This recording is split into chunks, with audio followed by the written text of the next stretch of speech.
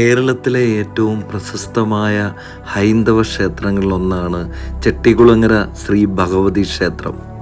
ജഗദീശ്വരിയും ആദി പരാശക്തിയുമായ ശ്രീ ഭദ്രകാളിയാണ് മുഖ്യപ്രതിഷ്ഠ.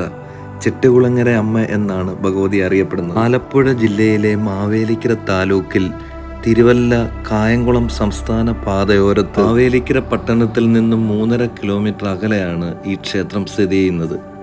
പ്രഭാതത്തിൽ വിദ്യാദേവതയായ സരസ്വതി ദേവിയായും, മധ്യാഹ്നത്തിൽ ഐശ്വര്യപ്രദായിനിയായ മഹാലക്ഷ്മിയായും, സായാഹ്നത്തിൽ ദുഃഖ നിവാരണിയായ ശ്രീ പാർവതി ദേവിയായും വിളങ്ങുന്നു എന്നാണ് സങ്കല്പം. 3 നേരങ്ങളിലും 3 രീതിയിലുള്ള പൂജകളാണ് ഇവിടെ നടക്കുന്നത്. ചെട്ടികുളങ്ങര ഉൾപ്പെടുന്ന മാവേലിക്കര താലൂക്ക്, കാർത്തികപ്പള്ളി താലൂക്ക്, കായംകുളം എന്നിവ ഉൾപ്പെടുന്ന പ്രദേശം പൊതുവെ ഓണാട്ടുകര എന്ന പേരിലാണ് അറിയപ്പെടുന്നത്. അതുകൊണ്ട് ചെട്ടികുളങ്ങര അമ്മയെ ഓണാട്ടുകരയുടെ കുലദൈവം, ദേശദൈവം അഥവാ ഓണാട്ടുകരയുടെ പരദേവത എന്നും വിളിക്കുന്നു. തിരുവിതാംകൂർ ദേവസ്വത്തിന് ശബരിമല കഴിഞ്ഞാൽ ഏറ്റവും അധികം വരുമാനം ലഭിക്കുന്നത് ഈ ക്ഷേത്രത്തിൽ നിന്നാണ്. ശ്രീ ആദിശങ്കരൻ്റെ ശിഷ്യനായ പത്മപാദാചാര്യരാണ് ഈ ക്ഷേത്രം നിർമ്മിച്ചതെന്ന് വിശ്വസിക്കുന്നു. ചെട്ടികുളങ്ങരയിലെ പ്രധാന ഉത്സവം കുംഭഭരണിയാണ്. കുത്തിയോട്ടവും കെട്ടുകാഴ്ചയുമാണ് ഉത്സവത്തിൻ്റെ പ്രത്യേകത. കുംഭഭരണിയുടെ ഒരുക്കങ്ങൾ യഥാർത്ഥ ദിവസത്തിന് 7 ദിവസം മുൻപ് ആരംഭിക്കും. ആ ദിവസം ശിവരാത്രിയായിരിക്കും. കുത്തിയോട്ടം വ്രതാനുഷ്ഠാനത്തോടെ ബാലന്മാർ കുംഭത്തിലെ ശിവരാത്രി മുതൽ ഭരണി വരെ ചടങ്ങുകൾ പരിശീലിപ്പിക്കുന്നു. ഭരണി ദിവസം രാവിലെ ബാലന്മാരെ തൊപ്പി, മണിമാല എന്നിവ അണിഞ്ഞും ദേഹത്ത് കളഭം പൂശി തട്ടുടിപ്പിച്ച് അരയിൽ സ്വർണമോ വെള്ളിയോ കൊണ്ടുള്ള നൂൽ കോർത്ത് ഒരുക്കി ഘോഷയാത്രയായി ക്ഷേത്രത്തിലേക്ക് എഴുന്നള്ളിക്കുന്നു. 2 കൈകളിലും ചേർത്ത് പിടിച്ച് കയ്യിൽ അടയ്ക്കാത്തറച്ച കത്തി പിടിച്ചുകൊണ്ടാണ് ബാലന്മാർ വരുന്നത്. ലോഹനൂൽ അഴിച്ചെടുത്ത് ദേവിക്ക് സമർപ്പിക്കുന്നതോടെ കുത്തിയോട്ട വഴിപാട് അവസാനിക്കും. വൈകുന്നേരങ്ങളിൽ 13 കരകളിൽ നിന്നുള്ള കെട്ടുകാഴ്ച ക്ഷേത്രത്തിലേക്ക് വലിച്ചെടുത്ത് ദേവിയുടെ മുമ്പാകെ സമർപ്പിക്കും. രാത്രിയിൽ ദേവിയുടെ വിഗ്രഹം കാഴ്ചക്കണ്ടത്തിൽ നെൽവയലുകളിൽ സ്ഥാപിച്ചിരിക്കുന്ന കെട്ടുകാഴ്ചയിലേക്ക് ഘോഷയാത്രയായിട്ട് കൊണ്ടുപോകും. 13 കരകൾ ഉൾപ്പെട്ടതാണ് ഈ ക്ഷേത്രം. ഈരേഴ് തെക്ക്, ഈരേഴ് വടക്ക്, കൈത തെക്ക്, കൈത വടക്ക് എന്നീ കരകൾ ക്ഷേത്രത്തിൻ്റെ 4 ഭാഗത്തായിട്ട് സ്ഥിതി ചെയ്യുന്നു. മറ്റുള്ള കരകൾ കണ്ണമംഗലം തെക്ക്, കണ്ണമംഗലം വടക്ക്, പേള, കടവൂർ, ആഞ്ഞിലിപ്ര, മറ്റം വടക്ക്, മറ്റം തെക്ക്, മേനാമ്പള്ളി, നടക്കാവ് എന്നിവയാണ്.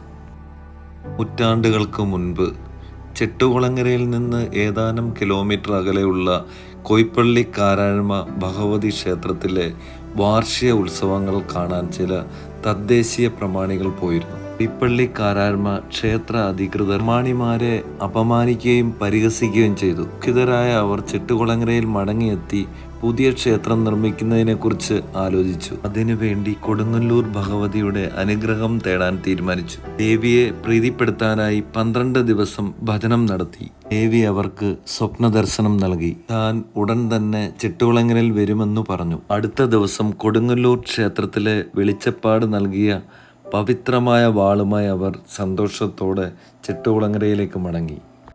കുറച്ച് ദിവസങ്ങൾക്ക് ശേഷം അടുത്തുള്ള കരിപ്പുഴ അരുവിയുടെ കടത്തുകാരൻ ഒരു വൈകുന്നേരം തൻ്റെ ജോലി അവസാനിപ്പിക്കുമ്പോൾ വൃദ്ധ സ്ത്രീ മറുകരയിലേക്ക് കൊണ്ടുപോകാൻ സഹായം അഭ്യർത്ഥിച്ചു. ഒറ്റപ്പെട്ട സ്ത്രീയെ സഹായിക്കേണ്ടത് തൻ്റെ കടമയാണെന്ന് അയാൾക്ക് തോന്നി. അവർ പോകാൻ ആഗ്രഹിക്കുന്ന ചെട്ടികുളങ്ങരയിലേക്ക് കൊണ്ടുപോകാൻ തീരുമാനിച്ചു. വഴിയിൽ അവർ വഴിയരികിലെ ഒരു മരത്തിനടിയിൽ വിശ്രമിച്ചു. ഇപ്പോൾ പുതുശ്ശേരി അമ്പലം സ്ഥിതി ചെയ്യുന്ന സ്ഥലം. കടത്തുകാരൻ അടുത്തുള്ള ഒരു വീട്ടിൽ നിന്ന് അവർക്ക് ഭക്ഷണം നൽകി. താമസിയാതെ കടത്തുകാരൻ ഉറങ്ങിപ്പോയി. പുലർച്ചെ ഉണർന്നപ്പോൾ ആ സ്ത്രീ അപ്രത്യക്ഷയായി.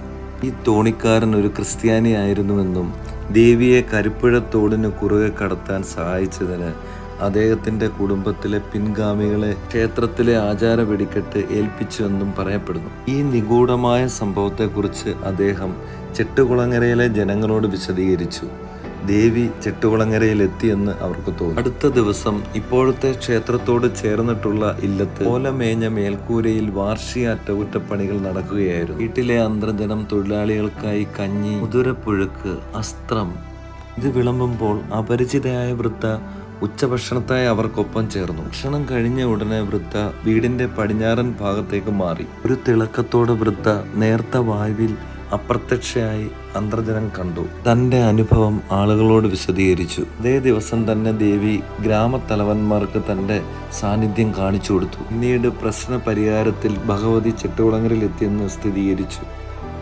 ഭഗവതിയുടെ പുറത്തെഴുന്നള്ളത്ത് മുതൽ കൊടുങ്ങല്ലൂരിലേക്കുള്ള പുറപ്പാട് വരെയാണ് ചെട്ടുകുളങ്ങരയ്ക്ക് ഉത്സവകാലം. കരുത്തും കലയും ചേർന്നുള്ള കെട്ടുകാഴ്ചകൾ, അമ്മയ്ക്ക് ഭക്തർ വഴിപാടായി സമർപ്പിക്കുന്ന കുത്തിയോട്ടം എന്നിവയെല്ലാം പ്രത്യേകതകളാണ്. ഒരിക്കൽ കുത്തിയോട്ട ഘോഷയാത്ര ക്ഷേത്രത്തിലേക്ക് പോയിക്കൊണ്ടിരിക്കുമ്പോൾ ഒരു വീട്ടമ്മയ്ക്ക് അത് കാണണമെന്ന മോഹം ഉദിച്ചു. ഉച്ചസദ്യക്കുള്ള വിഭവങ്ങൾ തയ്യാറാക്കുന്ന തിരക്കിലായിരുന്നു വീട്ടമ്മ. ഭഗവതിയെ മനസ്സിൽ ധ്യാനിച്ച് കൊഞ്ചും മാങ്ങയും കരിയാതെ നോക്കണമെന്ന് പറഞ്ഞ ശേഷം ഘോഷയാത്ര കാണാൻ പോയി. ഘോഷയാത്ര കണ്ട് മടങ്ങി വൈകി എത്തുമ്പോൾ കൊഞ്ചും മാങ്ങയും പാകമായിരിക്കുന്നത് കണ്ടു. ഈ കഥ നാട്ടിൽ പ്രചരിച്ചതോടെ കൊഞ്ചും മാങ്ങയും പ്രധാന വിഭവമായത്. വിളിച്ചാൽ വിളിപ്പുറത്തെത്തുന്ന ചെട്ടുകുളങ്ങരയമ്മ വളരെ പെട്ടെന്ന് ഭക്തരുടെ പ്രാർത്ഥന കേൾക്കുന്ന ദേവിയാണ്. വിളിച്ചാൽ വിളിപ്പുറത്തെത്തുന്ന അമ്മ എന്നാണ് ഭക്തർ ദേവിയെ വിശ്വസിക്കുന്നത്.